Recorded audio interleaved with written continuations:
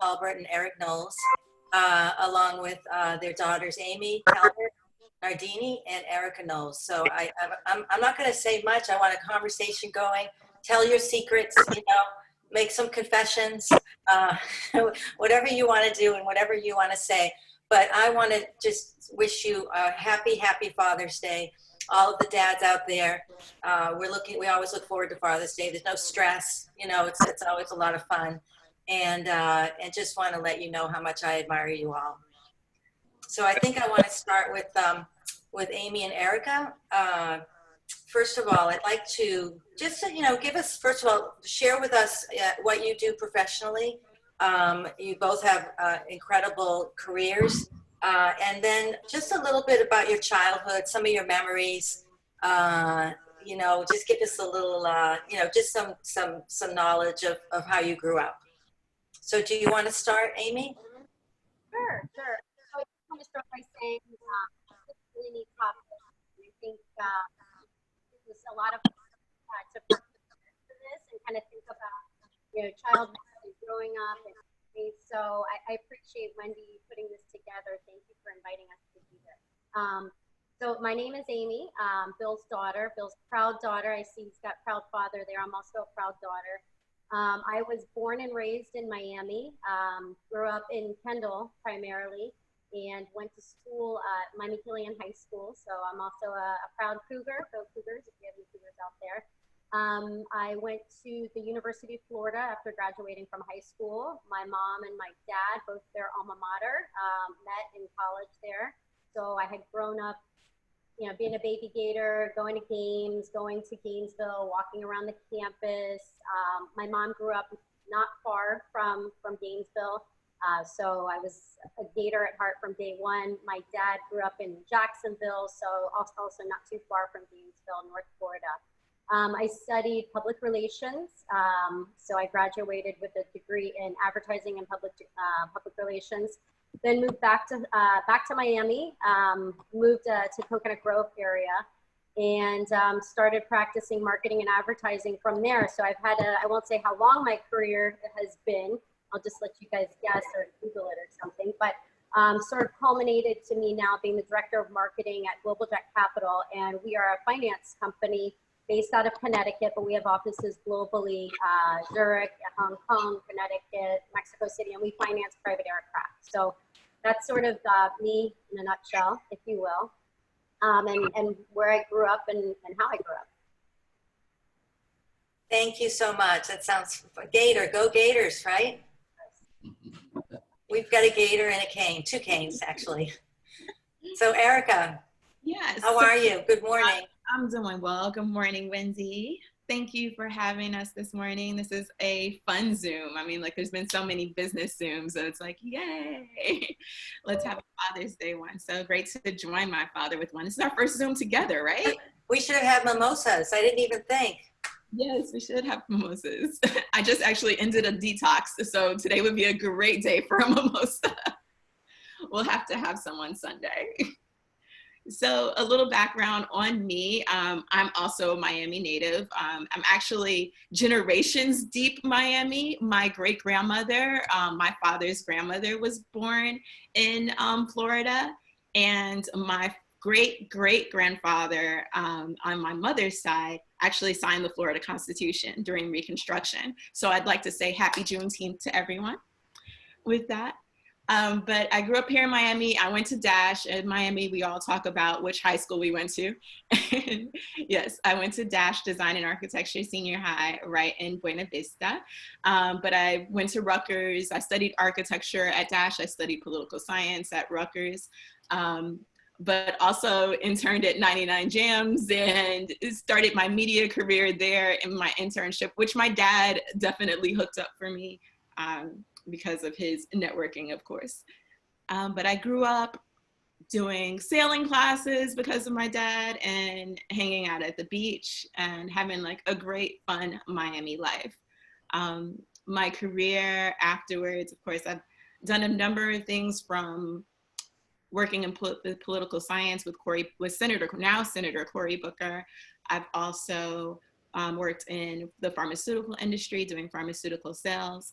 But the most exciting part of my life was when I moved to Peru for a year, and then I also lived in Thailand for a year. So I had a great opportunity to live abroad, and then came back to Miami a few years ago, about, oh my gosh, time flies, about 6 years ago now, and joined the media industry in a more direct way. And since have launched Collective Drift, which celebrates international women, culture, and travel.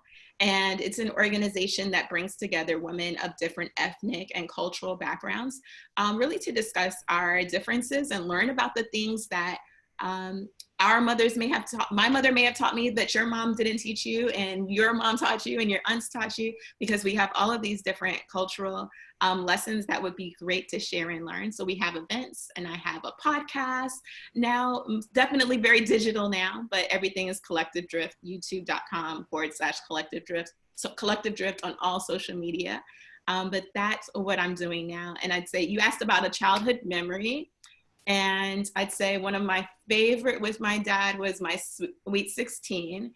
Instead of having a Sweet 16 party, I wanted to travel somewhere. And I think we went to Jamaica and had a wonderful trip. We didn't do the resort life. We hung out with friends that he knew there, went to Dunn's River Falls. My best friend came with me. We drank on the side of the road, and it was just wonderful memories. Did you go alone with your dad or with the family? I just went with my dad and my best friend. That's nice. That's really great. Thank you. So Bill, what do you love most about Amy? Well, I just want to give a point of personal privilege that Black Lives Matter, and you mentioned Juneteenth, through 10:30 this morning. So it goes to 10:30 this morning at Miami Beach Pride Park. They're having a Juneteenth event at Pride Park. It's on the Miami Beach Facebook, I guess Facebook Live. So that's through 10:30 today, and there are other events. What do I like best about Amy? Love. What's the question again, Wendy? What is? I see. Unmute. Wendy, unmute. I don't know what's wrong with me. You think by now I get this straight, Bill? What do you love most about Amy? Her independence, her thoughtfulness. She's smart. She's tactical, and I hope maybe some she picked up from me. But she's a professional woman. She's also ageless. But I like that she's independent, and she's been on the journey. But what do I like about her? Her husband, Mark. He's from the Husband Hall of Fame. He's a Gator, but I've never seen a more compatible couple. They live in Parkland, Florida. I've never seen a more compatible couple in my life. So what do I like her marriage and her family life, and she's a traveler, like the rest of us. And I remember our days. She would go to Jacksonville Beach. We grew up in Neptune Beach, but Jacksonville Beach, and she would spend pretty much the whole summer there with my mother and father. They're both gone, and she would have fun on the beach. And then maybe Amy will talk about the Indian princesses. You remember Indian princesses? I do, yeah. I forgot about that, but yeah, a lot of great memories doing that, camping and campfires and the cookie factory, the cookie machine, and yeah, I do remember that. This was a father and daughter called Indian Princesses. YMCA still has the program, I believe. It's a father and daughter, kind of like brownies, but dads and daughters. And that was fun. I still have my Indian Princess jacket, I think you made. I have my totem pole, I think, somewhere. There you go. So we got to early traveling. Mm-hmm. That's fun. That sounds great. So Eric, how are you? I'm doing great, thank you. And I really appreciate you putting this together. Oh, it's fun. It's fun. I appreciate you all. So what do you love most about Erica? I think, Bill said it about Amy, intelligent, she's smart, very independent, always has been independent. I just love her attitude of being to follow her dreams and just life under her terms and just be and her ability to move around the world. And as she said, she's lived in Peru, she's lived in Thailand, she's in those countries. Obviously, being in South America, having the ability to countries, Argentina, et cetera, Venezuela, and then being in, have the ability to travel the Far East and really get to know the world. I wish it was something I said. Well, she has a younger sister, and I'm encouraging her younger one. I wish I would have done when I was in my early 20s and early 30s. She's an inspiration to me because good thing about her living in those countries, I did get an opportunity to go to Peru and hang out with her, and so that's one thing cool.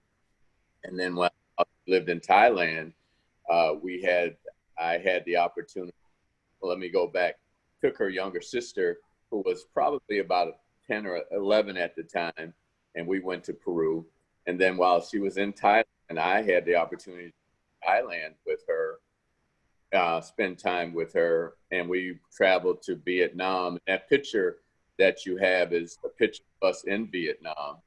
And yeah, so that was cool. And then we went Beautiful pictures, by the way, beautiful. We went to Cambodia, so I appreciate her love for the world. Cambodia, we were on the what's the river? The River Kwai. Oh, that was in Thailand, in the Kwai. The River Kwai in Thailand. So Erica is she's a wonderful person, very loving person, very gifted person, and her intelligent. So I love that about her. She got that from Eric. I don't know about that. Aw, thank you, Dad. So, Can I and it's actually a question for all of you. We can start with Amy and Erica. What makes you laugh most about your dad? What's like the funniest thing that he's ever done? Amy, we can start with you. I would one of the things about my dad, if you know him or you spent any time with him or you follow him on social media, he's just a funny guy. Like, you never know what he's gonna say. He always keeps you on your toes. I remember the night before my wedding, talking to one of my girlfriends and going, I wonder what my dad is going to say in the speech, because he always has some funny story that, he's remembered from the past that you go, oh, God, I completely forgot about that, for better or for worse, right? So he's just a funny guy. I mean, he just lives and breathes Miami and the brand, and that's something that we all love about him, is his passion and his enthusiasm for what he does, and the brand, and just I think that his spirit is just it's light and it's engaging. He's just I can't think of one funny story. It's just he embodies fun. You're absolutely right. Erica? Yeah, so my dad can be quite silly at home. I don't know if everyone's seen it outside of home. I mean, like Halloween, my dad goes really hard on Halloween. Like, we get makeup artists to come and do like Mad Hatter costumes and everything. So And then he likes to share the worst Halloween picture of me, like when I was in the all I wear is big t-shirts phase. He almost passed that to you. Like, no, there's no more sharing of me with cornrows right here and a big black t-shirt. And no, stop it. We can't hear you. You're on mute.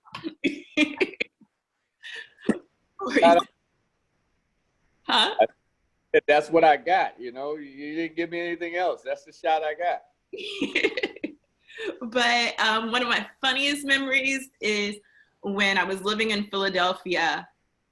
Him and my little sister came to visit me, and they had a dance competition to Luke, and he did the booty shaking and all of the stuff with my sister, and it was absolutely hilarious. I wish it was a time when camera phones were popular, because that is a video I need to have.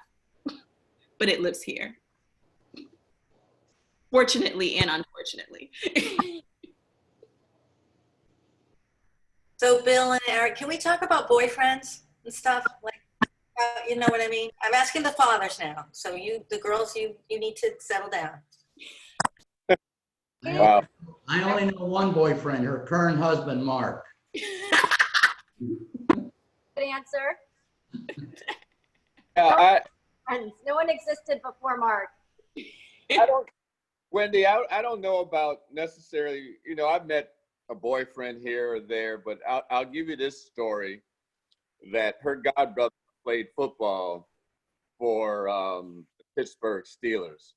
So Max is like probably 350 pounds, 6'8", probably like a size 16 shoe. So he's in town, probably maybe his first or second year playing football. So Max is like 22, 23 years old, and Erica's right around his age. And so they're out, and Max has one of his friends who plays football, and he's like, you know, trying to talk to Erica, and I'm like, well, you know, yeah, probably 160 pounds, but I'll kick your ass. I said I had a few other strong superlatives that I used in terms of how I would do that, but that's the one memory that she and I laugh about every now and then. Yeah, needless to say, I didn't end up dating a football player that summer.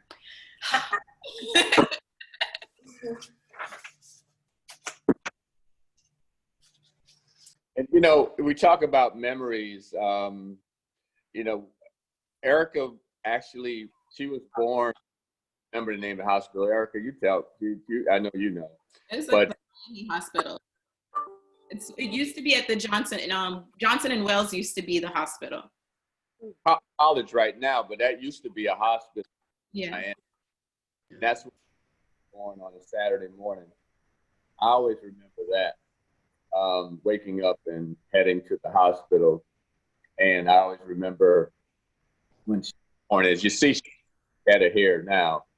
And when she was born, obviously 99.9% of the time, the head comes out first. And she had this big head of hair, and still didn't know whether she was a boy or a girl at that time. Because that's the one, I still have this thing about the gender reveals and knowing before. I said, there are not many things that are special. And a baby is born, I even get kind of choked up about it, because, like I said, there are not that many special things in life that is a surprise, like a baby coming into the world. And so to me, saving that until that moment, not knowing, and I know people want to get, you know, the house ready and paint the room the right color and all of that. So I think I'm partial to yellow because we chose yellow instead of pink or blue. So I'm a big yellow fan. My house is kind of yellow. And so anyway, so that's one memory that I'll always cherish. And I wanted a girl. So it worked out. Can I give a proud dad story? Go Yeah. ahead. And this was a travel. I think some people know I was in women's international tennis, women's pro tennis for a time for five years with Mr. Steerheim. And one of the big events each year was the U.S. Open. You know, it still is in New York City. So we would stay at the Essex House, and you know, we were the Players Association representing the players. It was Chris Everett and Martina and Steffi and across the board. And Amy would go with me for some of those trips. And one year she brought one of her girlfriends. You know, kids have kids, so and she was probably maybe 12 or 13. I'm trying to remember, but no. Probably What? 11, 12. Okay, I'm good. And so I'll never forget, we went, so this was kind of her first big time travel stuff. And so this is now she saw lots of things, including homeless but limousines and suites and the high end of society. But so one night we went to dinner at the Russian Tea Room. And you know me, I'm an early person, a foodie. And so it was me and Amy, and you probably remember her, who was with you. Do you, Amy? My friend? Who was it with you? Oh, Joanne. Okay, Joanne, you're still friends, right? Yeah. And so we're having dinner at the Russian Tea Room. And I'm very old fashioned. And I believe in behavior and, you know, protocol and all that. And so we had a nice dinner, and Amy and Joanne go to the bathroom. I'll never forget, a lady comes over to me. And I said, uh-oh. And she says, are these your kids? I said, yeah, one is my daughter, Amy, and, you know, we're here for the U.S. Open. She says, I just got to tell you how well behaved they are. I said, whoa. And so that stuck with me. I don't know if Amy remembers it, but that's the kind of stuff a dad says, wow, that's, you know, you remember those things. That's my Amy story. Got one more. No, we have plenty of time. I love this. So, I don't know how old Erica was. Erica, you helped me out. Probably about 11 or 12, I guess. And we decided to take a train to Buffalo. there. So anyway, we decided to take a train to Washington, D.C. I wanted her to experience a train trip. So we get on Amtrak, and I don't think we had gotten to Orlando yet. And she's like, Daddy, we should have flown. We could by now. And then she was like, when we got to Orlando, remember I mentioned Max, her godbrother, he grew up in Orlando. So she was like, well, let's get off the train. We could give Max the train tickets, and we can get on the plane, and we can get to New York, and Max can meet us in New York. And but anyway, I always remember that. She was like, let's get off this train and get on a plane and get to New York. I mean, get to Washington, where we spent some time. I think it was around the holidays that we went and spent time with my cousin up in, actually they lived in Baltimore area at the time. So that's the train ride is always one of those memories I remember. Yeah, I miss trains. I love riding trains. Yeah, trains. I've done it a couple times. This one wasn't with Erica, but I took a train. I don't know if you all remember. This was, I guess, back in the early 80s, maybe even the late 70s. Amtrak had this deal. You can go many stops as you wanted for like $99. And if you went to part of the U.S., it was like $159. And if you went all the way to California, it was $199.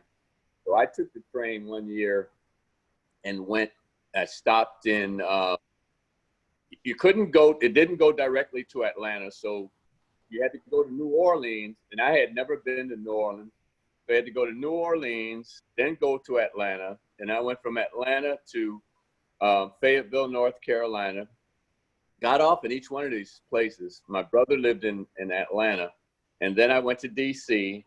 Went from DC to New York City. My sister lived in New York, and then I went to Buffalo. My mother lived in Buffalo, and made those stops coming back, all for $99.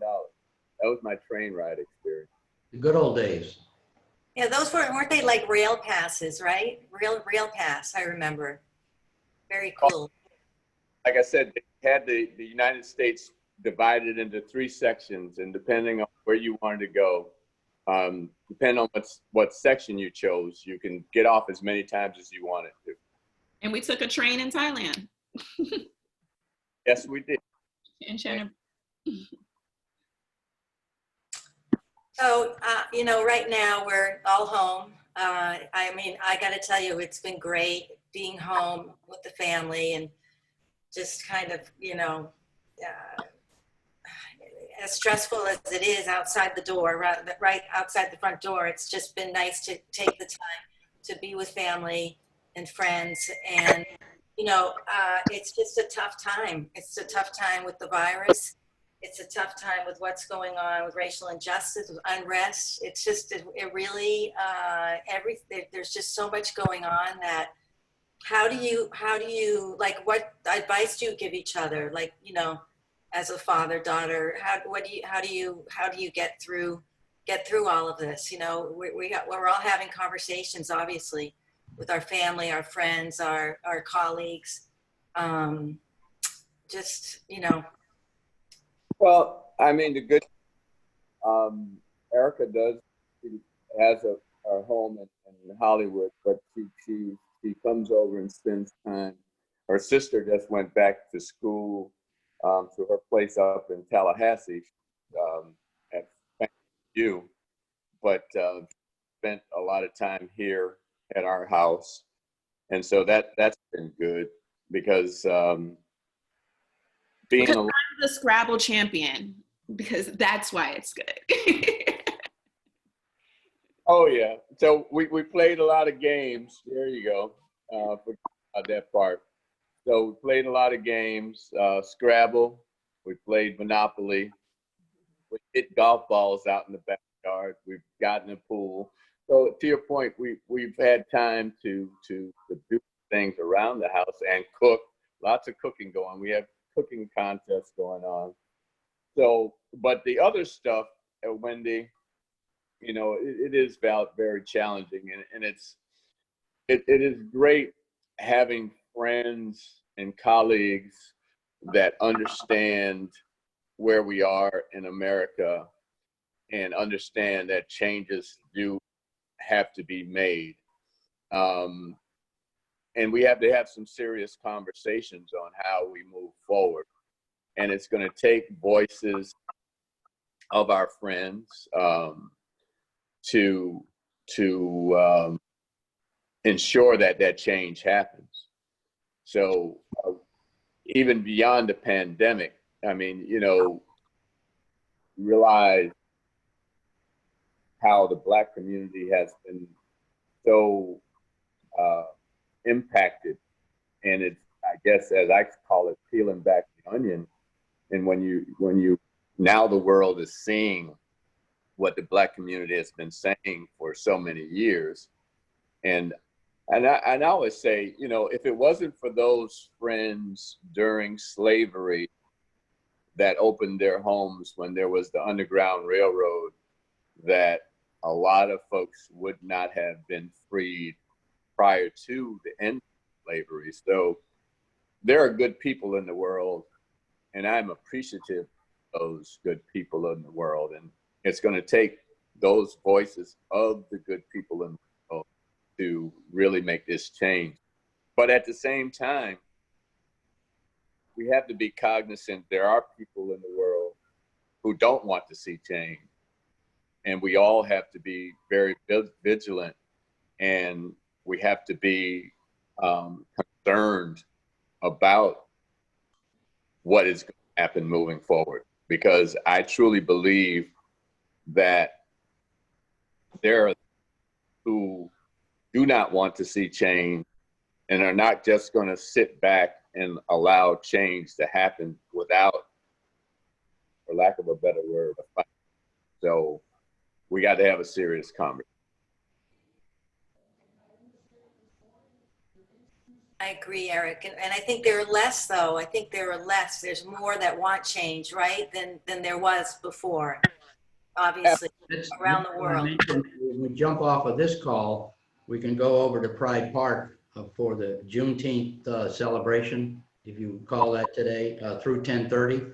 And there are a number of other celebrations today. So that, you know, it's part of, you know, being aware, listening, and having a dialogue.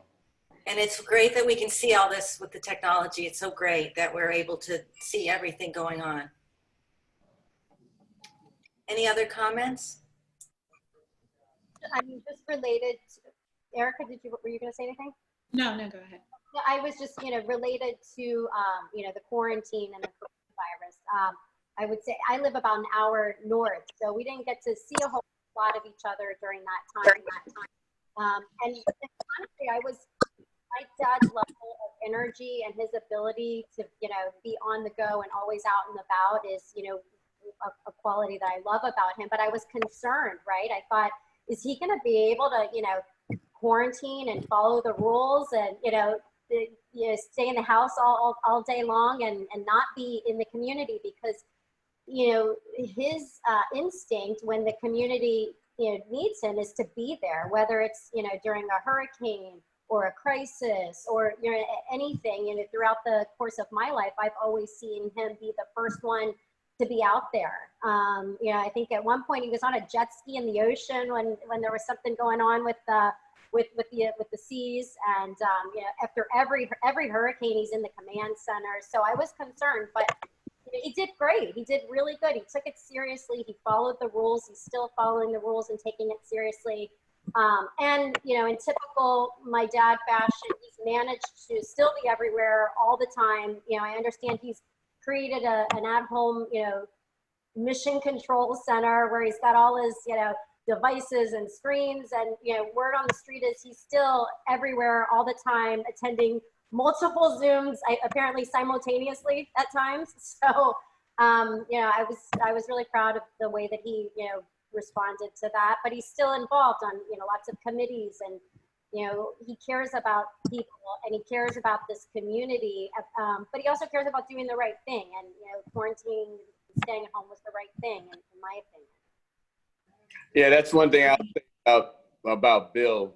Bill, Amy, you hit the nail on the head. That guy, I don't know where he gets the energy from, but he is everywhere, and he's always about making our better. So hats off, kudos to Bill and the hard work that he continues to do. You were on all those calls too, Eric. Every single one of them. Saturday, yeah. Sunday. You and I were both to pop up, but there's a lot of work, and you're right. I mean, this is day 95. I have to write it down. Safer at home, because you forget the numbers go by, and it was March 16th. So yeah, I mean, would I stay home? Yeah, because the option is not pretty. No. So the option's not a good one. So I had my first out of the house meeting last week over at the city of Miami Beach, and also I'm going to have my second out of the house dinner on Father's Day being celebrated tomorrow outside, and we have a friend who owns a restaurant in Coral Gables, so it's we're going to be dining tomorrow afternoon, me and Cindy and Amy and Mark, second time in a restaurant outside the same restaurant. So we're taking it slow because the options aren't very good. So, but it is counterintuitive for me. It's counterintuitive for all of us. We're in this business of being out.